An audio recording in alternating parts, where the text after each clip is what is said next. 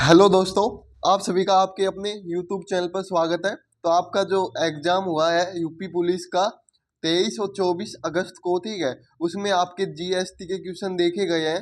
वो भी आपके दोनों यानी शिफ्ट 1 शिफ्ट 2 23 तारीख को शिफ्ट 1 शिफ्ट 2 और 24 तारीख को दोनों शिफ्टों में देखे गए थे जीएसटी से रिलेटेड 1 से 2 क्वेश्चन, ठीक है। तो आज हम जो भी जीएसटी से संबंधित क्वेश्चन बन सकते हैं वो सभी आज की क्लास में करवाने वाले हैं। तो क्लास को अंत तक जरूर देखना है। इस क्लास से आपके 2 से 3 नंबर पक्के हो जाएंगे, ठीक है। तो आपका ये आज का पहला क्वेश्चन है, जीएसटी परिषद का मुख्य प्रमुख कौन होता है। तो सबसे पहले मैं आपको एक फैक्ट बताता हूँ। जो वित्त मंत्री होता है वही जीएसटी का मुख्य परिषद का जीएसटी का मुख्य परिषद होता है, ठीक है। ये याद रखना आपको। यानी सिंपल बात है, जो भी वित्त मंत्री होगा वो ही जीएसटी परिषद का प्रमुख होगा, ठीक है। तो फिलहाल में कौन है, तो फिलहाल में निर्मला सीतारमन जी हैं, किसकी, वित्त मंत्री, ठीक है। वित्त मंत्री निर्मला सीतारमन है, तो जीएसटी परिषद का प्रमुख भी निर्मला सीतारमन ही हो गए, ठीक है। ऑप्शन बी आपका इसका सही आंसर निकलेगा। चलो अपने अगले क्वेश्चन पे चलते हैं हम लोग। जीएसटी बिल पारित करने के लिए कौन सा संवैधानिक संशोधन किया गया है। तो ये किया गया है 101वां, ऑप्शन ए हो जाएगा। और ये कब किया गया था, 1 जुलाई 2017 को किया गया था। कब, 1 जुलाई 2017 को, ठीक है। आगे चलते हम लोग। तो क्वेश्चनों को आपको अच्छी तरह देखना है। जीएसटी बिल के अंतर्गत निम्नलिखित में से कौन सी वस्तु शामिल नहीं होगी। कुकिंग गैस, शराब, पेट्रोल। तो देखो इसमें ये कुकिंग गैस, शराब, पेट्रोल ये सभी जीएसटी में शामिल नहीं होंगी, ठीक है। ऑप्शन डी हो जाएगा आपका, यही आंसर है। चलो आगे वो नेक्स्ट क्वेश्चन पे चलते हैं हम लोग। वस्तु एवं सेवा पर कर लागू करने के पीछे सरकार का क्या मुख्य उद्देश्य है। तो इसका जो मुख्य उद्देश्य क्या है, देश में कर एकरूपता लाने के लिए, सरकारी राजस्व में वृद्धि, सभी अप्रत्यक्ष करों को बदलने के लिए। तो ये तीनों ऑप्शन सही है, ये उद्देश्य है, ठीक है, जीएसटी लाने का लिए के। तो उपयोग सभी हो जाएगा, ऑप्शन डी इसका आंसर है।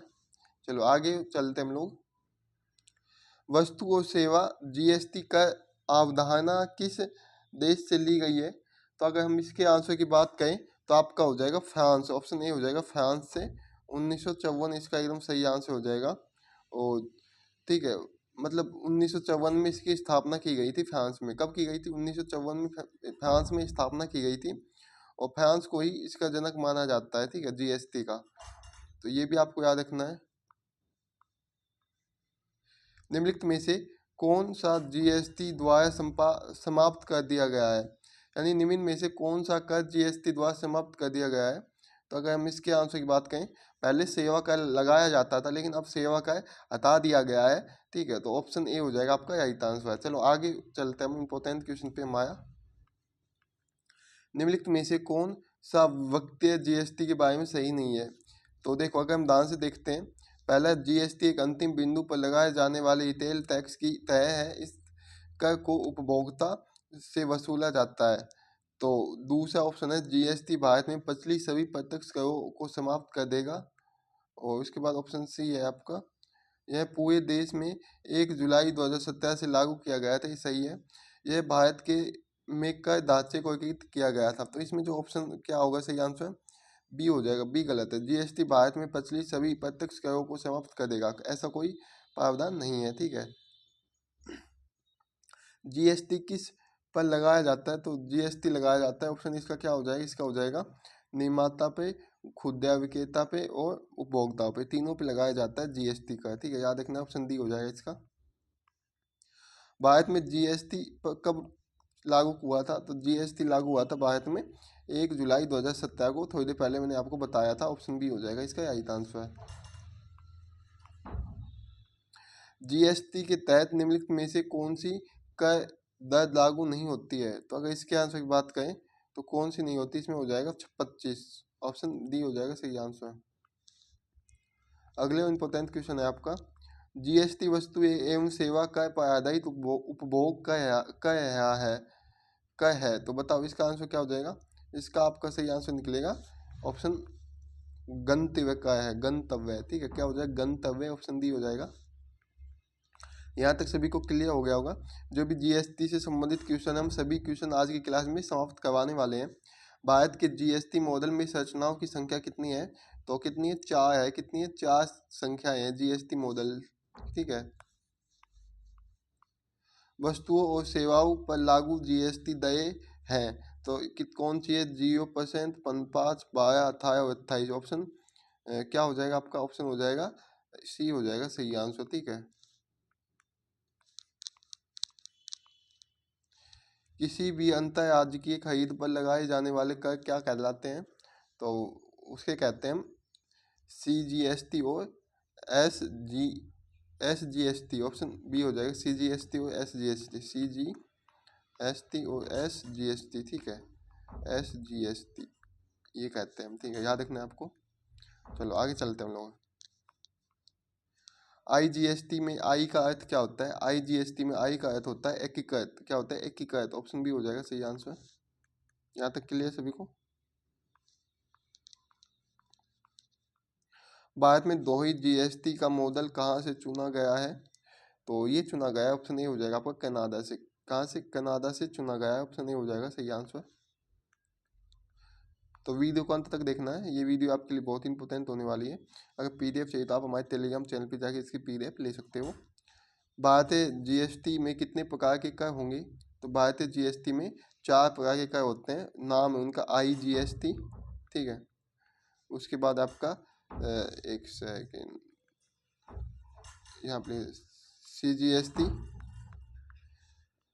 SGST और UTGST। तो ये 4 प्रकार के कर होते हैं, आपको याद रखने हैं, ठीक है। आगे चलते हैं हम लोग। अंतर्राज्यीय आपूर्ति पर कौन सी कर लगाए जाते हैं? बताओ। अंतर्राज्यीय आपूर्ति पर कौन सा कर लगाया जाता है? तो इस पे लगाया जाता है। इसका अगर आंसर की बात करें तो ऑप्शन सी हो जाएगा SGST और CGST। ऑप्शन सी हो जाएगा। जीएसटी से निर्धारित अधिकतम कर क्या है?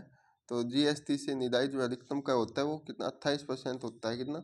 जो एक अपने भारत का है, कितना है? 28% है। और जो इसके बाद जो अर्जेंटीना है ना, अर्जेंटीना, उसका कितना है? 27%। अर्जेंटीना दूसरे नंबर पे आता है।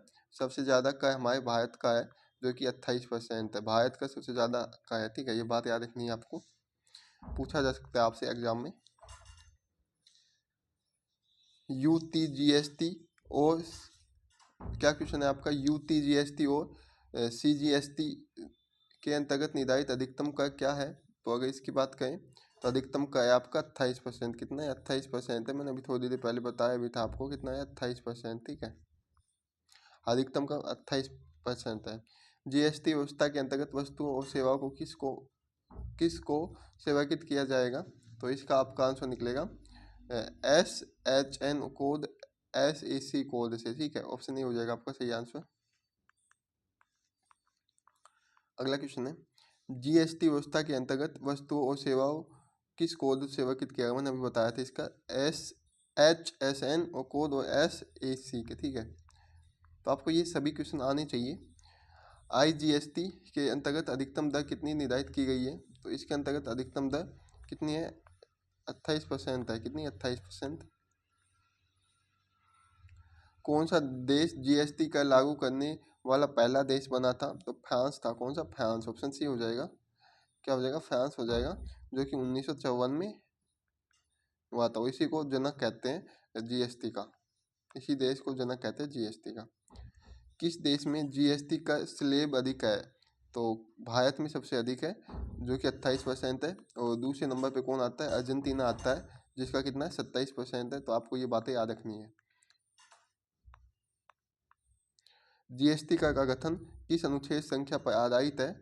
तो ये आधारित है आपका 279A। ऑप्शन ए हो जाएगा सही आंसर।